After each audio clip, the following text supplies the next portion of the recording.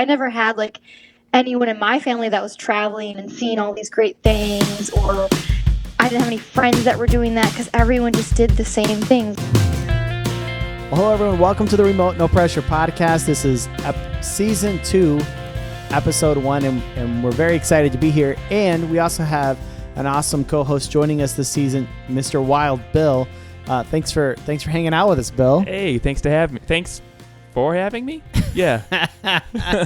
Yeah, and for people who don't know, you probably noticed there's been some, like in the past season, some audio stuff that's kind of random and this and that. Bill brings a lot of expertise into that, and so you can all personally thank Wild Bill for helping us with our audio, but also he's an avid outdoorsman as well.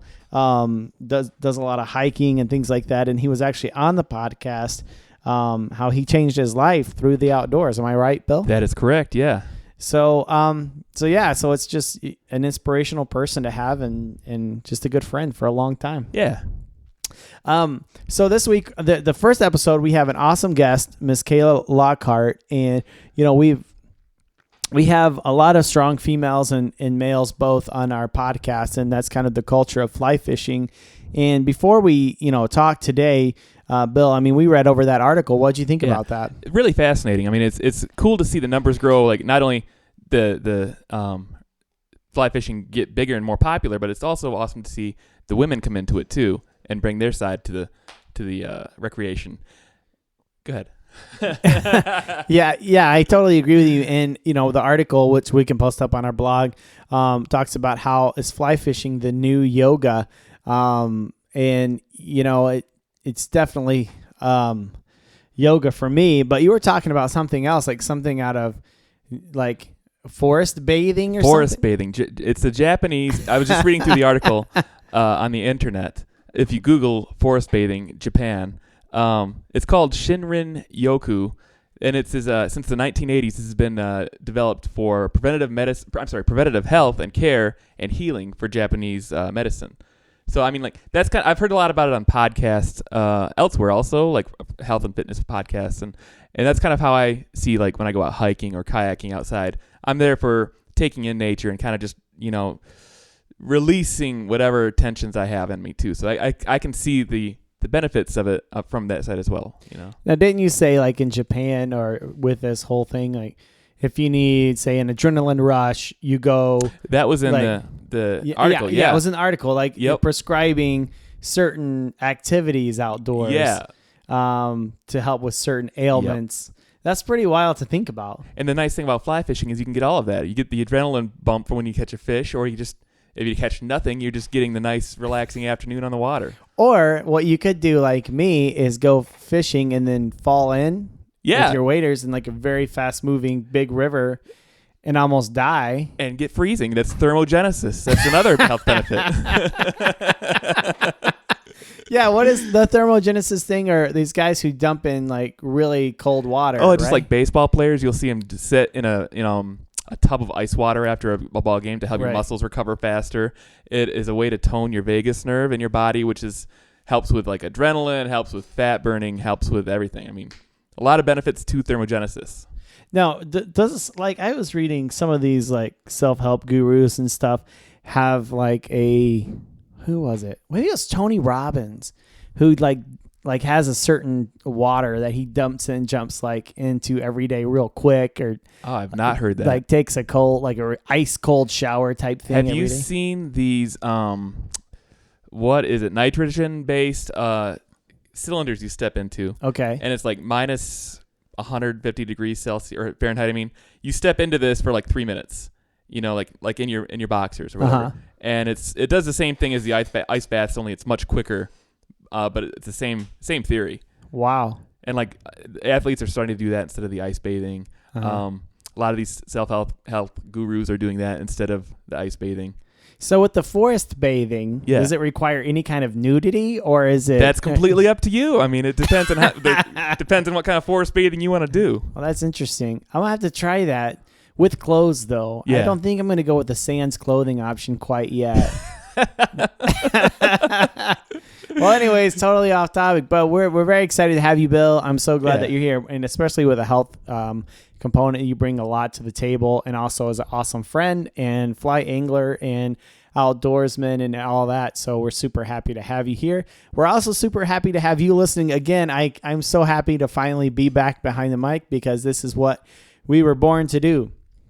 And it feels just like home to us. So I'm so happy to be here. I'm so happy that you guys are downloading again and we're back at it. And welcome to the podcast. Let's light the fire. All right. Well, today on the Remote No Pressure podcast, I'm very excited to have a Midwesterner, Miss Kayla Lockhart. Thank you very much for joining us, Kayla. Thank you. I'm really excited to be here. It's always fun to talk. Well, a big shout out to Katie Webster who made the introduction. And yes. Hi, Katie. and just wanted to reach out to you. Now, you were born in Minnesota and you had quite a few girls in your family. Am I right? Yes. So I'm from Minnesota and I grew up there, born and raised, like totally was typical Midwest person where you grow up and you live in the town you grew up in and you stay in the town you grew up in. Like I totally had that mentality. And so it's me. I'm the second oldest. I have 7 sisters, not one brother. And it is a broken family though. Like my parents split up when I was 6 and they just kept making more babies. So so I have 2 blood sisters, 2 half sisters, 2 stepsisters, and so that's why we have so many. But yeah, my parents were never technically married though, so I guess you couldn't say they divorced. There you go. Well, that's a lot of girls in the family. Yeah, either way, it still ended up being all girls.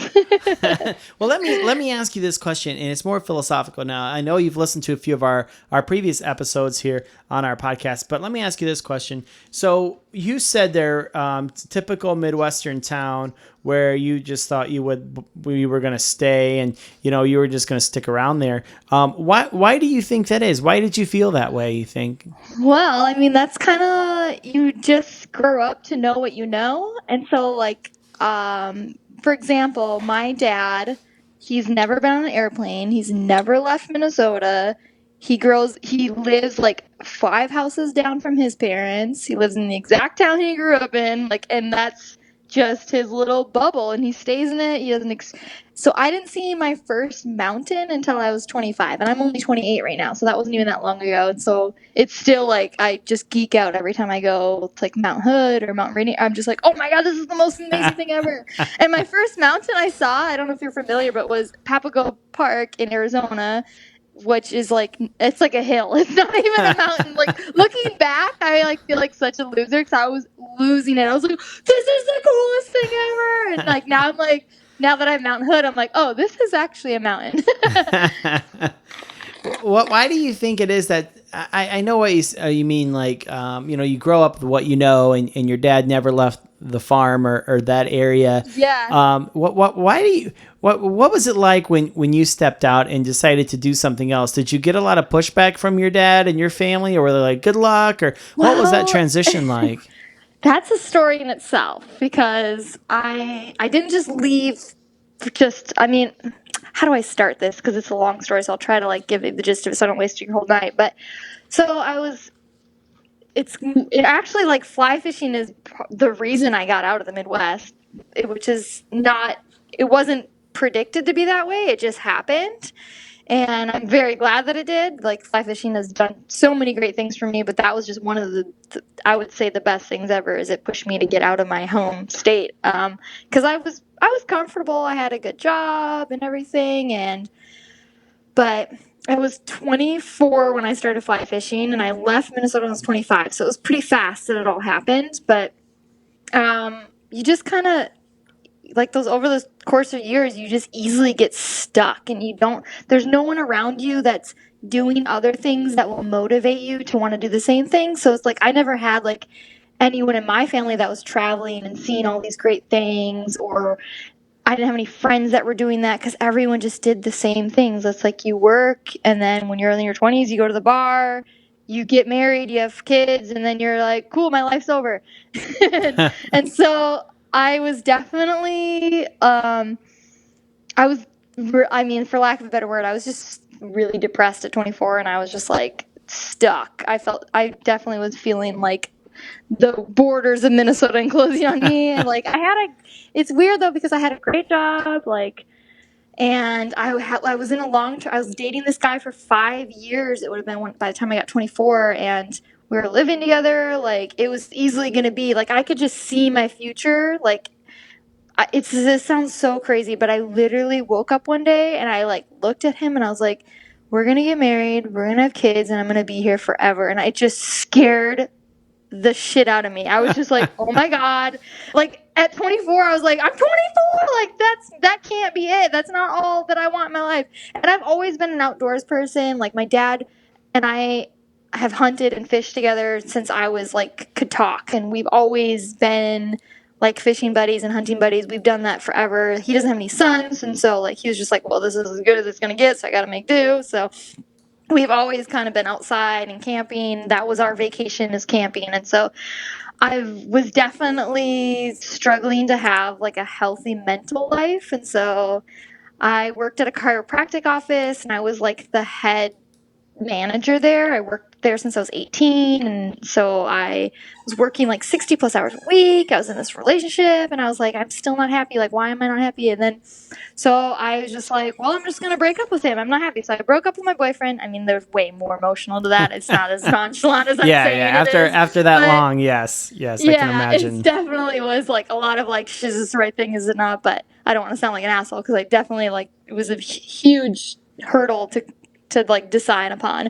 But after I broke up with him, I was like, okay, like I need something for myself. Like I just need to do something, just me. I've always like fished and hunted with my dad, and like I'd go out with friends. Like I had a social life, but I was just, so I just like was always interested in fly fishing. Like when I was a kid, my grandpa's friend did it, and I've known like people that have done it, but I didn't know anyone personal that did it. And so I just Googled how to fly fish, because that's what a 24-year-old would do in this day and age.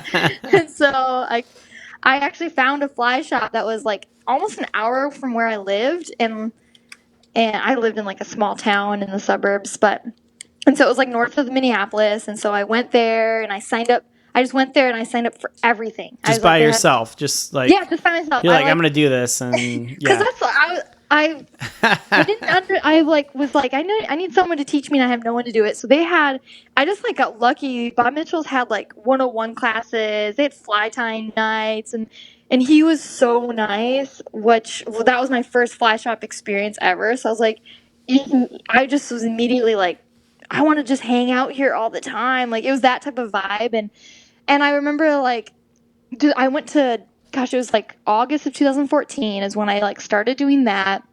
And then like the winter hit, like October. The winters suck in Minnesota. It's like, I mean, you're in the Midwest. Yeah. It's funny because you say totally the winter strikes in October, and all the people down in Texas are like, "What are you talking about? Yeah, it's still like true. 100 degrees." But it's true. End of October, you don't know what you're gonna get in that time. Yeah, I've had so many times where I'm like, oh, I'm gonna be this for Halloween, and then be like, nope, there's a blizzard. I'm gonna be a snowman wrapped up in jackets. Exactly. I'm full on The Simpsons. I can't remember her name, but she's the star and can't move. Yeah.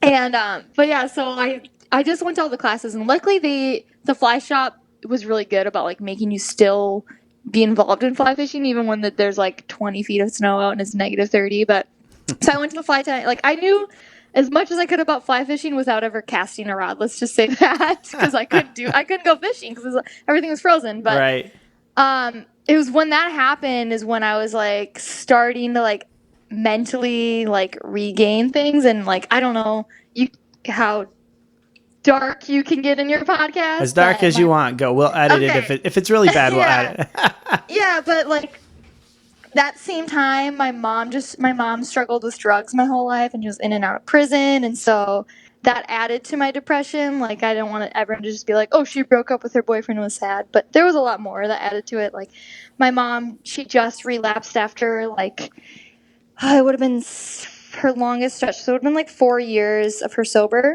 She was sober, and then she relapsed and went back. And I found out because she got arrested. And so it was at that time where I like, took my first fly fishing class. And so it was about a couple weeks later, it was March, and they took us to the Kinney River, it's in Wisconsin, and that was when I clicked fly fishing and like how it can help me mentally. Because at 24, you're really immature. You have all these feelings and you don't know what the hell to do with them, and you're just like trying to get by like everyone else in the world. And fly fishing, I was like, I didn't think about anything except for like everything that I learned those course of the past few months.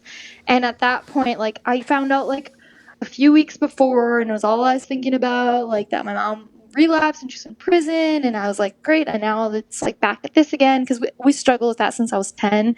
She's been in and out of prison, and so I just assumed that it was going to be like back to where we started again, where, as weird as it sounds, like you really take for granted not being able to call your parent, like, because when they're in prison you can't just be like, oh, I had a rough day, I'm going to call my mom and tell her about it. Like, you can't just call them. Like, and so it's stuff like that I was just like, cool, we're going back to that again. And so fishing, when I was there, like I just was like picking up rocks and looking at the bugs and matching my hat, like taking every tool that I learned over the course of those few months and actually being able to utilize it.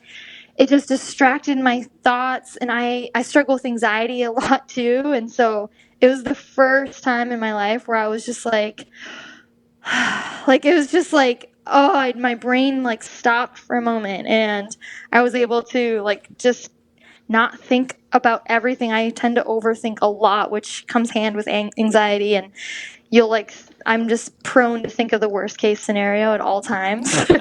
And so it was just nice because fly fishing allowed me to just think about the one task at hand. Like, I was reading the water, I was looking, okay, the water's flowing here and there's a rock and it's like there should be a fish here, and then I cast and be like, oh my god, I found a fish and it worked. Like that for the first time though, and like it just happened to be that it was the time I needed the most in my life. And that honestly, I mean, not to sound terrible, but if that situation with my mom wouldn't have happened at that time and with fly fishing, I don't know if I would have had the same outcome that first time. I'm sure I would have walked away like, that was so much fun, but I walked away with, oh my god, I needed that most than I've ever needed anything in my entire life, and I wasn't expecting that. It was like having the most what's the word I'm looking for? How can I put it into words? It was like going to therapy with a professional therapist and talking for days about your feelings and walking out the door being like, they just fixed me. It was like that, but without like saying a word the entire time. It was like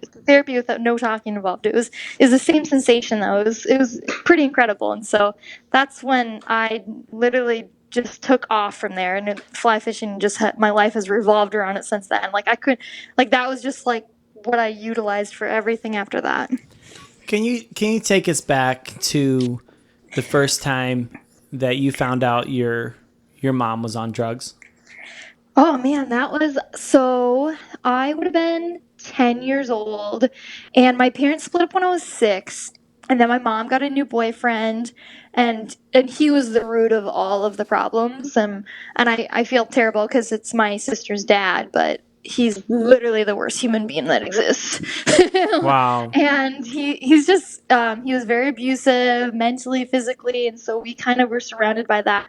And this was like 1999, 2000 era. And so when custody was going on, like my mom instantly got custody. It was like, oh, she's got a job and she's the mom, like you're gonna get custody. Like it was so easy for her to get custody of us. And she was like, prior to meeting Eric, who was my like her boyfriend, like she was fine. Like, she was a bartender. We weren't rich, we were poor, but we were like, it was fine. She was a great mom. She was there for us, like, as much, because she was young though. Like, she had all three of us by the time she was 21, so she's really young. Yeah. And not to like give her an excuse, because but she struggled with a terrible life growing up too. And so Eric introduced her to drugs, and she used meth, which was like the worst of the worst in my opinion. But when you say drugs, like what kind of drugs, if you don't mind, if you don't mind me asking, like, so because I think this is really key. So she used methamphetamine, so it was like hardcore. She just dove right in to meth. So like, and I like kind of like, when you're 10, you have no idea what meth is. Like, like now looking back, I'm like, holy shit, that's so gnarly. Like, that's poison in your body. But When I was a kid, I would just be like, no, my mom always cleans at 4 a.m. Your mom doesn't. Like when you're 10, that's normal. Like you don't know anything different. So that's just what your normal is. Right. And I didn't honestly really know that she was using until our house got raided. By the It was, police or? yeah, by the police. And so this sounds so terrible, but my memory is like I was a 10-year-old's memory. I like just cleaned the entire basement and my room because I was gonna have like the boy I liked over and like my friends were gonna come over and we're gonna jump on the trampoline. And all I remember is like that was gonna be happening, and then the cops showed up and like demolished the entire house. I never put the two together. Like, oh, they're looking for drugs. Oh, it's because of my mom. I was just like, but wait, I just cleaned that. My friends are supposed to be coming over. Like, can you put that back? Oh Like, my God.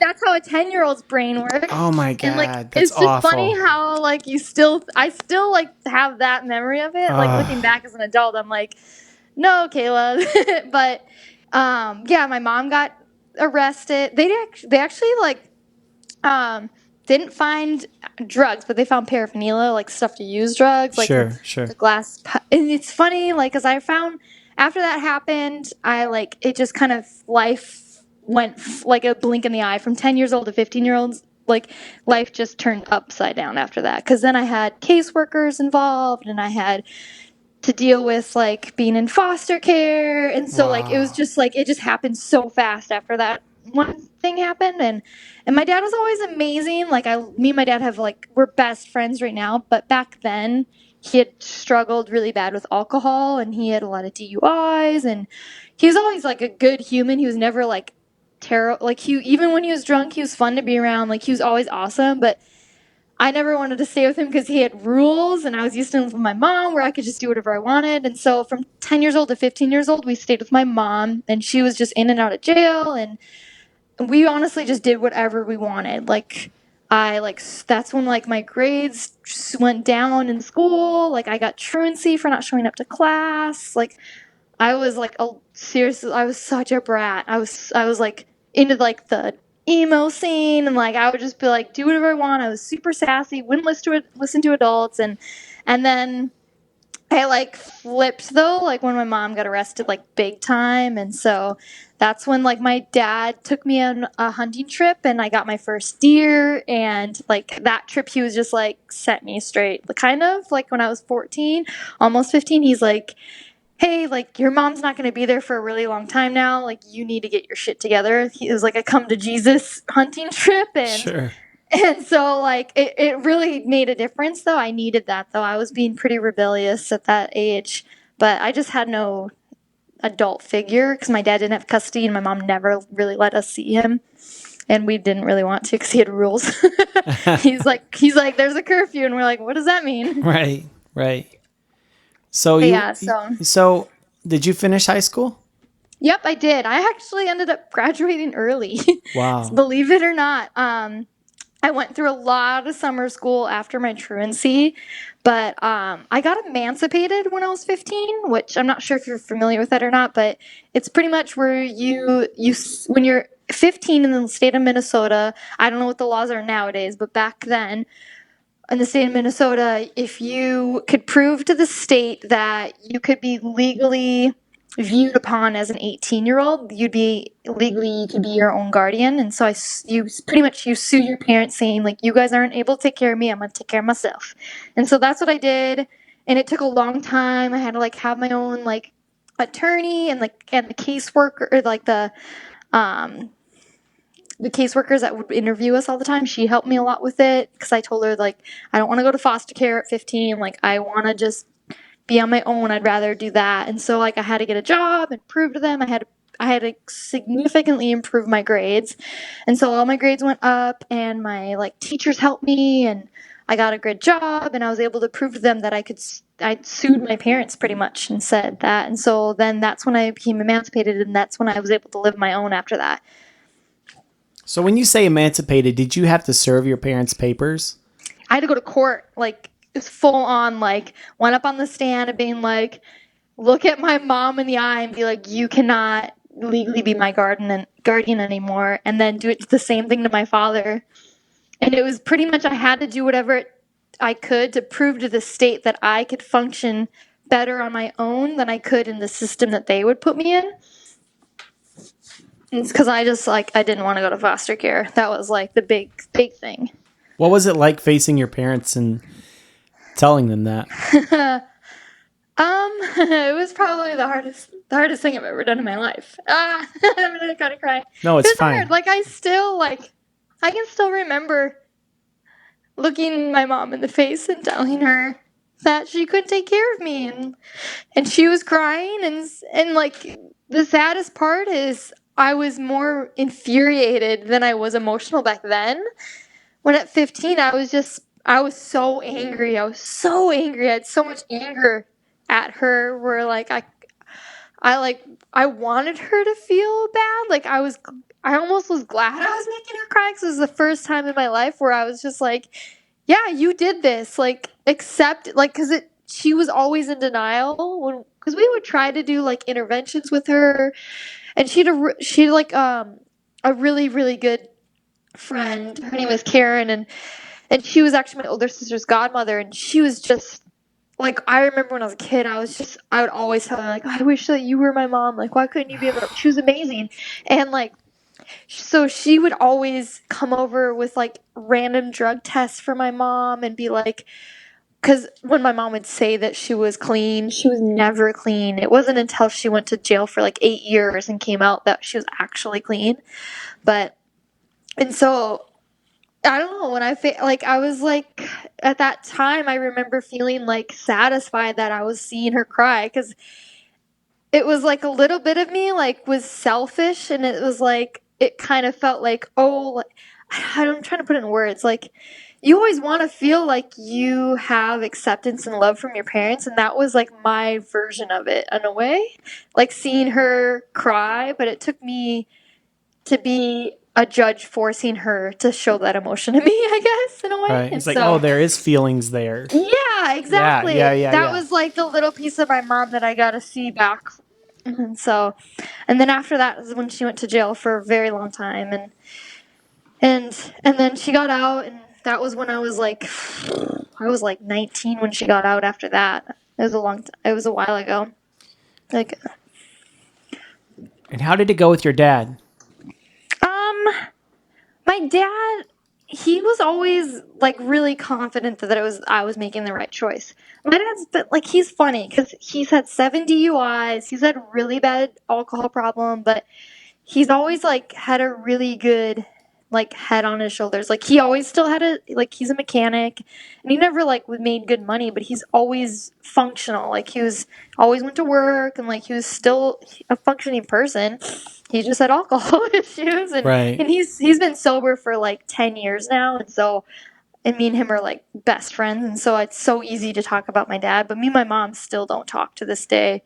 And so it's a little different dynamic now. It's funny being almost 30 and how I didn't see how it would pan out. Now it's how I'd seen it pan out. It's funny, but yeah, my dad was always supportive. He was always like, yeah, you should get emancipated. Like, he's like, you should definitely do that. He's like, I do not want you to be in foster care. Like, he's like, I'd much rather you take care of yourself than go through that system. But my younger sister, she ended up being in foster care, and so that was always hard because I went from seeing her, she was 4 years old, and then the next time I saw her again, she was 9. And so it was like, oh my God, you're like a different person. It was crazy. It was the craziest feeling ever. Wow. And so you've been through so much. So you get emancipated at age 15. And then what happens? I mean, you meet this guy for 5 years you're with or whatever. Yeah, But what happens from age 15 to 24?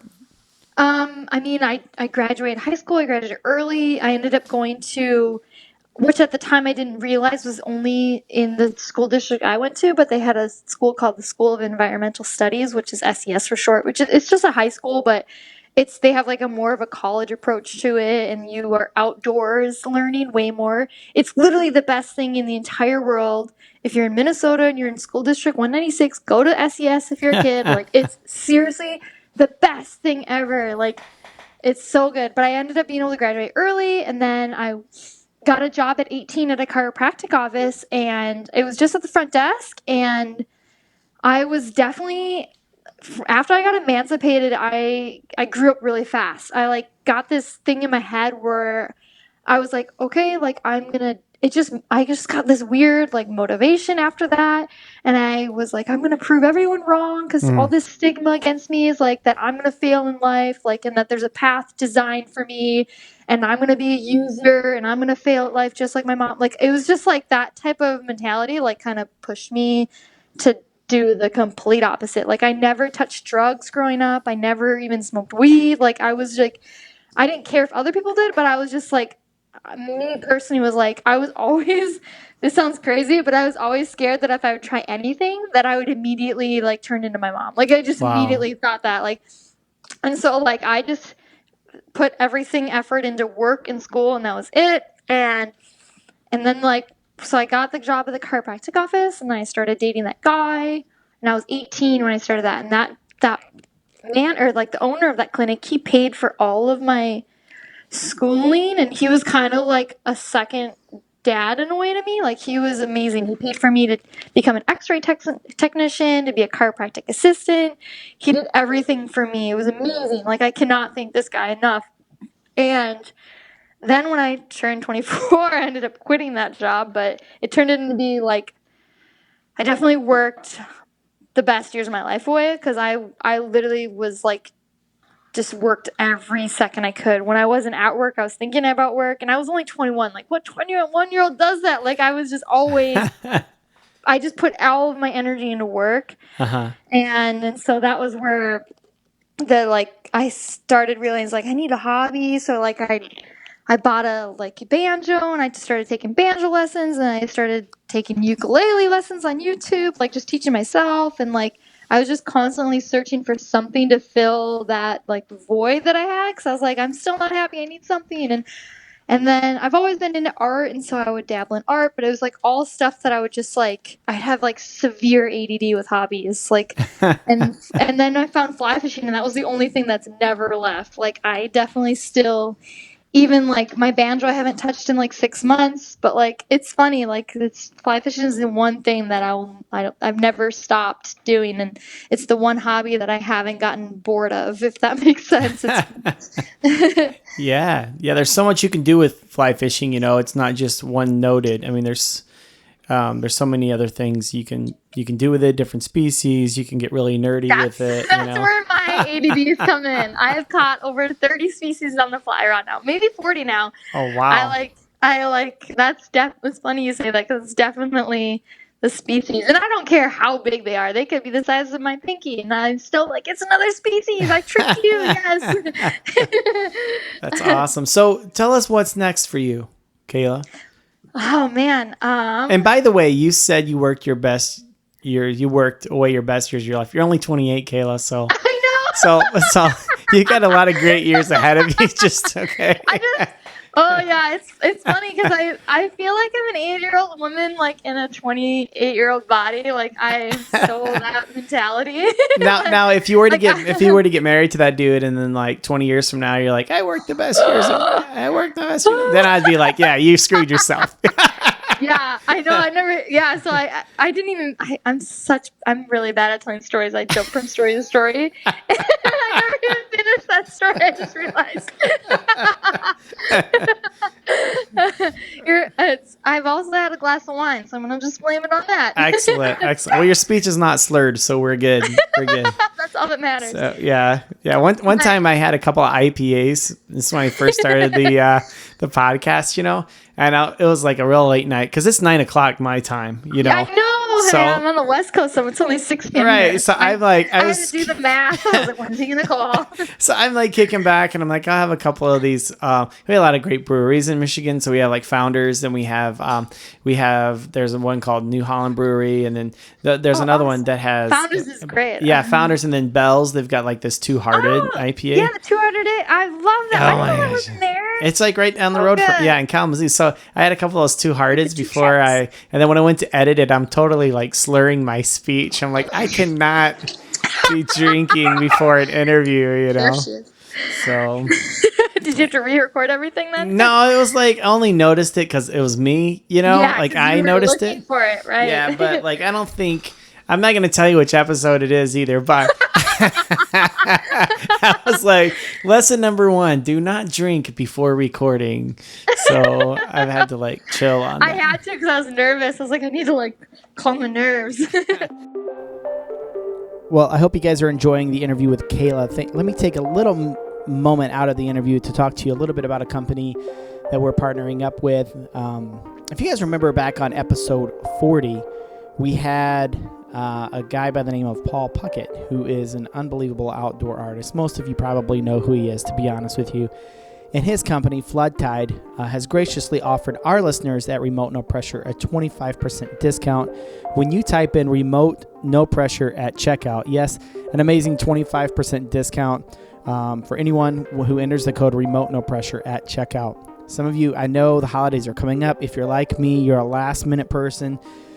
Yes, I'm the guy at Walmart or wherever, the night before Christmas trying to figure out what to get my family. And that's me. That's who I am. You are not like that, probably. So if you're planning ahead and you want a great deal on some very unique things, unique items like, shirts, hats, and you just want to, you have that fly angler in your life, or maybe, you just want to look cooler than me when you're out, what you want to do is you want to go to floodtideco.com, check out Paul Puckett's and Flood Tide's products, enter in Remote No Pressure at checkout, and receive 25% off. Let's get back to the interview.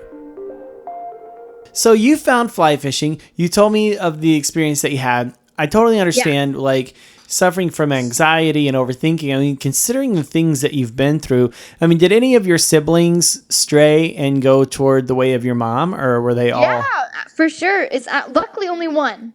Oh, good. And it's my older sister. She's in LA, California right now. We honestly have almost no relationship. She's crazy. She really is. Like she suffers with a lot more undiagnosed mental issues.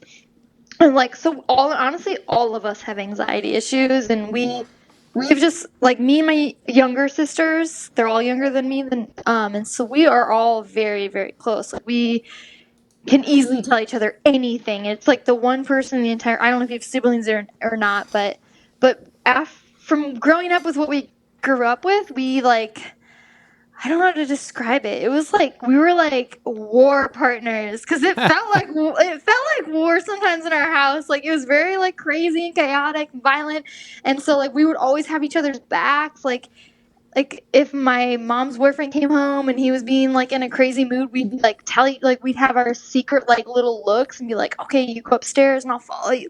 This sounds so crazy now thinking back, but we were so close growing up, so incredibly close.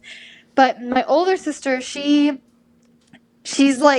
struggled with accepting what we had growing up and being yeah, it was shitty, but it's not going to distinguish who I am today. Whereas me and my other sisters were we can accept that, and she's struggled with that, and she's kind of been definitely on that road. But she also as silly as it may sound, she doesn't have anything that keeps her busy or to live for. She's never had a career that she's loved. She's always searching for something. It's she's never satisfied. And so, but she's not into the outdoors like I am. I've tried to tell her to fly fish. I've definitely introduced it to my younger sisters, and they both have loved it, which has been the most satisfying thing in the entire planet. It's so incredible. But yeah, so she's definitely one that my older sister, we still haven't quite figured out what she's going to do. She's never she's 30 and I'm 20. Yeah, she's 30. She's never had a real job. She's never graduated high school.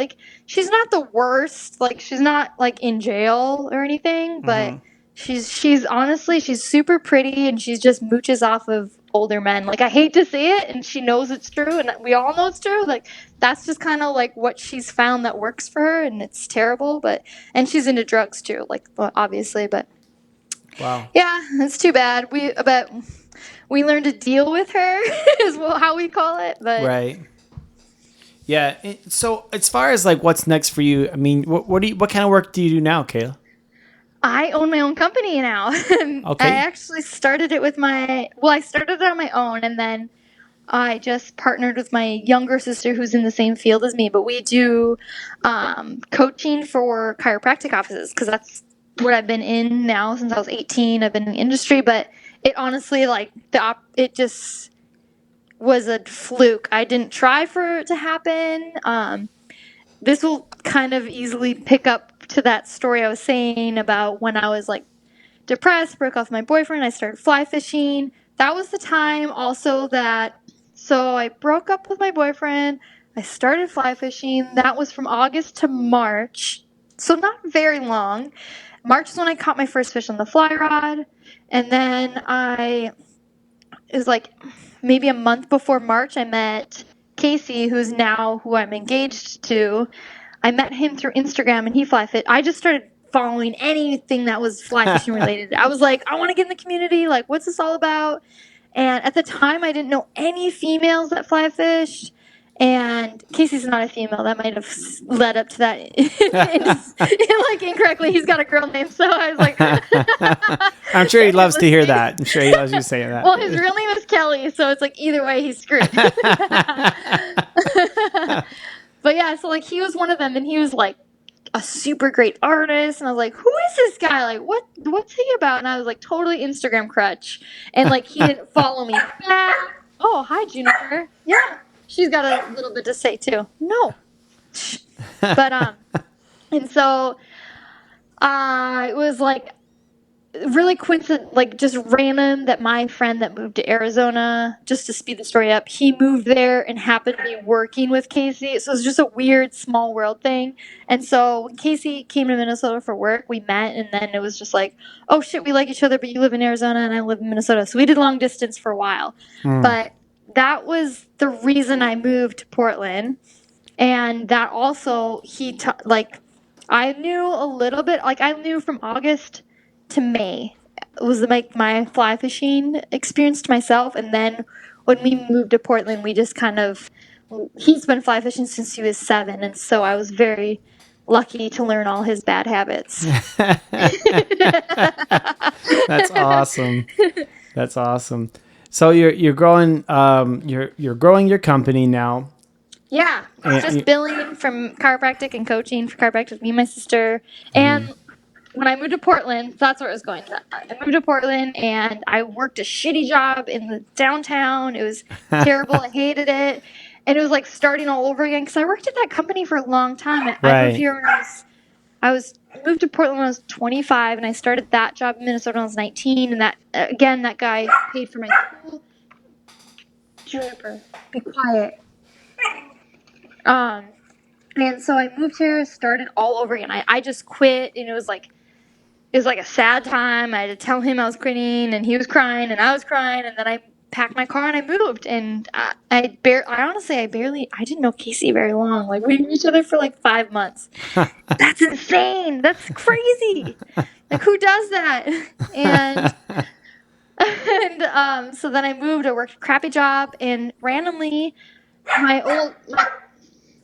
old boss texts. Oh my God, can you hear her? Yeah, I hear her, yeah. And so like my old boss texted me and was like, hey, I need help with something. Can you help me? And I was like, yeah, sure. And of course, I'll do anything for you. And so I remotely would log in after my day job in Portland. And then he ended up being like small world. Like he was just like, hey, I have a friend that needs help too. Can you help him? And then he's like, and then that guy was like, I have a friend. And then that guy was like, I have a friend. And I was like, holy shit, this is turning into something. Like, I'm like way too busy now. So I ended up quitting my job here. And like, I've been working from home since like December of 2015. And it's literally the best thing ever. Highly recommended if you can work from home. It's amazing. I'm like so used to working like a 60 plus hours a week. And so I still wake up and will be like, holy shit, like I could just lay in bed an extra 10 minutes and it's okay. Like it still trips me out. It's so, I'll never ever will take it for granted. It's amazing. And just working for yourself is very refreshing, and it's also very motivating. Like you would think that you could easily be like, I mean, don't get me wrong, there's definitely days where I'm like, ooh, the river's looking real nice. I think I'm going to just take a fishing. I definitely do that. And I'm very, very fortunate that I can. But it's actually very self-motivating knowing, like, I don't know, maybe you have to have the personality for it, but like it's rewarding doing things yourself and succeeding all on your own. It's a rewarding feeling for sure. That's awesome, Kayla. Well, what would you say to someone who may not have the, maybe dealing with anxiety or maybe going through some stuff or has a similar background in you, and maybe they're thinking about taking up fly fishing? I mean, what would you tell him or her? To do it? I'm just kidding. No, but for real, it's if you have the, like, it's just like more or less it's not being afraid to ask for help, for number one, because if you've never touched a fly rod, I don't care who you are, you're not going to pick it up and just be like, oh, I got this. Like, no, I'm sorry. I struggled with that though. Like, I didn't know I gear fished my entire life. And so when I went to that fly shop, I was like, oh, fly line is like it's like $75. I was like, what am I doing here? Like, I was like, this maybe was a bad choice. Like, it's very intimidating financially, but it's also very intimidating, like, once you actually pull the trigger and buy it. So it can be really scary, like, thinking you want to try it. And then for me, like, I just Googled things and all I kept thinking was like, oh my God, this is so expensive. So that initially made me want to try it, because I was like, I'm not very good at asking for help, and I'm not very good at, like, for one, mooching off of people. Like, I'm very, like, independent mentally, and so I'm like, okay, if I'm going to do something, I'm going to pay for it myself. I'm going to do it on my own. I'm going to teach myself, and I had to get over that on my head, like, if that makes sense. Like, so the first time I actually went out, I borrowed stuff from everybody. I borrowed waders that were men's. I borrowed boots that didn't fit me. I borrowed a fly rod that I, like, that I didn't even know. I don't even remember what weight it was. Like, who knows? It's probably a salmon rod that I went to trout fish. Like, I don't know. I can't remember. But, like, just go and try it is my biggest piece of advice. And like, go in it with having no expectations. Like, don't expect to catch a fish, because guess what? You're probably not going to. Like, it's terrible to say, but you really aren't. And to me, that's not what I fly fish about. And I hope that you won't either, because if you're going to fish to catch fish and you want to stock your freezer, don't fly fish then. Is that terrible to say? Maybe you should stick to gear, but because fly fishing is so much more than just catching. It's mentally it's therapeutic. It's getting you outside, and it's like an excuse to just do something that you're not doing right now. Like, Right. There's so much more to it than the fish, and that's what I stress more. But it's also like going back to being financial. Like, I bought the cheapest of the cheap. Like, I was like, whatever. Like, being from the Midwest, like, going back to me being like an 8-year-old woman, like, I'm like still like, oh, the depression's gonna come tomorrow.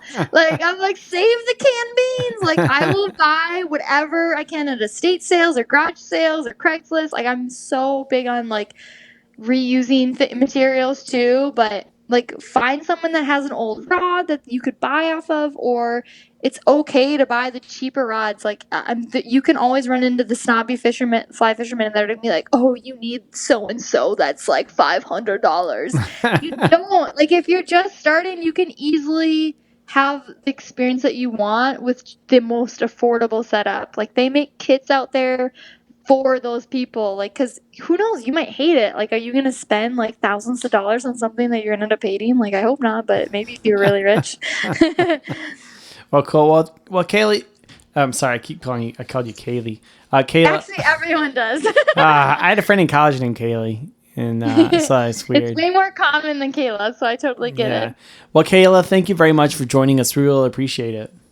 Yeah, of course. This like flew by. I was like, I feel like I was like rapid firing my talking because I was so nervous. So I'm sorry. That's okay. We could slow it down. It's not a big deal. So.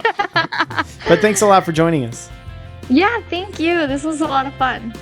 Well, thank you, Kayla, and thank you for joining us for another episode and another season of the Remote No Pressure podcast. I'm so excited about this episode. Don't forget to tune in next Sunday for an episode where we talk to a guy who's changing the way we dispose of those holy waders.